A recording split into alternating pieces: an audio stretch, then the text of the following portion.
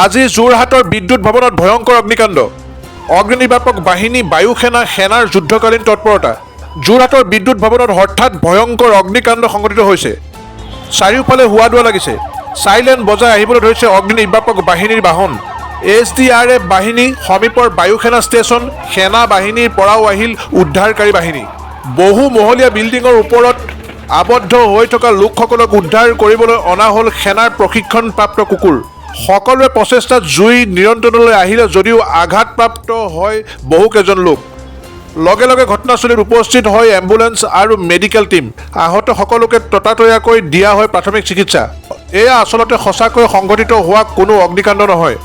দুৰ্যোগ প্ৰশমন বিভাগসমূহক তৎপৰ কৰিবলৈ আৰু প্ৰকৃত প্ৰশিক্ষণ দিবলৈ যোৰহাট জিলা প্ৰশাসনে আয়োজন কৰে এই মক ড্ৰিল আৰু প্ৰশিক্ষণ, যাতে যিকোনো দুৰ্যোগৰ পৰা তৎক্ষণাত ৰক্ষা কৰিব পাৰে দুৰ্যোগ প্ৰশমন বিভাগসমূহে।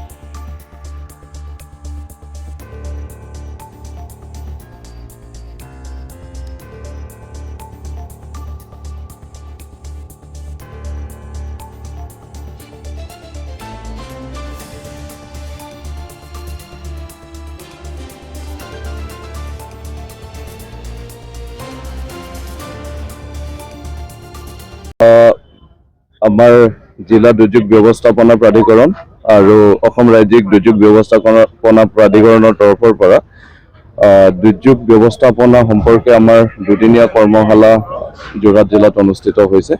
এই কৰ্মশালাত আমাৰ ব্যৱস্থাপনা প্ৰাধিকৰণৰ যিমানবিলাক ষ্টেক হোল্ডাৰ আছে সকলোৰে লগত সকলোকে আমাৰ এটা দুৰ্যোগ হ'লে কি ধৰণে আমি তাক ৰেছপণ্ড কৰিব লাগে তাৰ বিষয়ে ট্ৰেইনিং কণ্ডাক্ট কৰা হৈছে।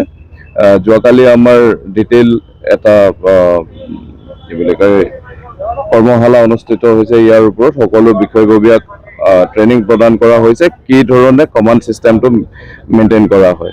এটা যেতিয়া আমাৰ দুৰ্যোগ আহে দুৰ্যোগৰ তাৰ চেইন অফ কমাণ্ডটো কি হয়, কোন অফিচাৰৰ বা কোন বিষয়াৰ কি দায়িত্ব থাকে, কি ধৰণে আমি ৰেছপণ্ড কৰিব লাগে আৰু ক্ষয় ক্ষতি আৰু মানৱ জীৱনৰ হানি কেনেকৈ আমি কমাব পাৰোঁ বা ৰোধ কৰিব পাৰোঁ সেই বিষয়ে এটা বিতং প্ৰশিক্ষণ অনুষ্ঠিত হৈছে। তাৰে অংশস্বৰূপে আজি আমি এটা মক ড্ৰিল ইয়াতে কণ্ডাক্ট কৰিছোঁ। এই মক ড্ৰিলটোত আমাৰ ৰাজ্যিক যিসমূহ সংস্থা আছে, আমাৰ SDRF, fire and emergency services, district police, ইয়াৰ উপৰিও আমাৰ এয়াৰফ'ৰ্চ, ONGC আৰু আছাম ৰাইফলছ ডগ ট্ৰেইনিং চেণ্টাৰে আজি আমাক সহযোগ কৰিছে। গতিকে খুব সুন্দৰভাৱে এতিয়ালৈকে আমাৰ প্ৰশিক্ষণ চলি আছে।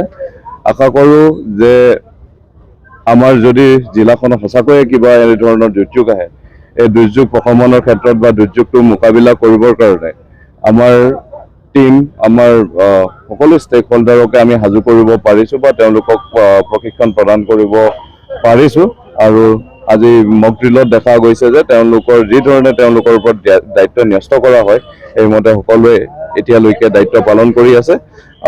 যদি ৰিয়েলিটিত সঁচাকৈয়ে যদি আমি এনেকুৱা এটা পৰিস্থিতি মোকাবিলা কৰিবলগীয়া হয় তাৰ বাবে আমাৰ গোটেই প্ৰাধিকৰণৰ আটাইখিনি ষ্টেক হোল্ডাৰক আমি সষ্টম কৰি ৰাখিছোঁ আৰু যাতে আমি সদায় সষ্টম হৈ থাকিব পাৰোঁ 24/7 আমি এটা দুৰ্যোগ মোকাবিলা কৰিবৰ কাৰণে যোৰহাট জিলাবাসীৰ ৰাইজক যিকোনো এটা দুৰ্যোগৰ পৰা পৰিত্ৰাণ দিবৰ বাবে আমি সদায় সষ্টম হৈ আছোঁ আৰু তাৰে কৰ্মশালা আমাৰ ইয়াতে অনুষ্ঠিত হৈছে। ধন্যবাদ।